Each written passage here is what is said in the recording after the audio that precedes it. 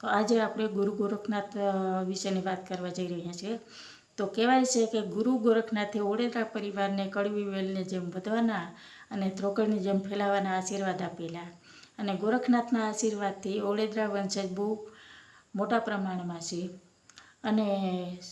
ઓળેદરા પરિવારની 24 શાખાઓના નામ પાડવામાં આવેલા છે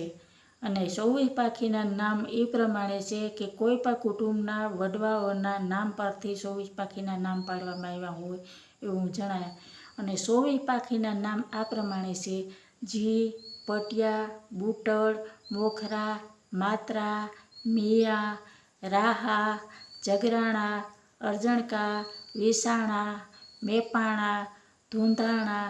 હેમાણા, દેવાણા,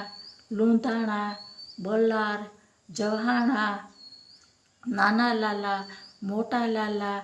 આસદે, હાજાણા, કામળિયા અને મોખરિયા। આ પ્રમાણે 24 પાખીઓના નામ પાડવામાં આવેલ છે અને આ 24 પાખીમાં વિસાણા સિવાયના દરેક પોતાને નામની પાછળ ઓળેદરા અટક લગાડવામાં આવે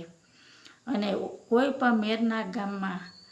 ગમે તે મેરનું ગામ હોય એમાં એકાદ ઓળેદરાનું ખોડું તો હોય જ। તો આ હતા મેરના વંશજ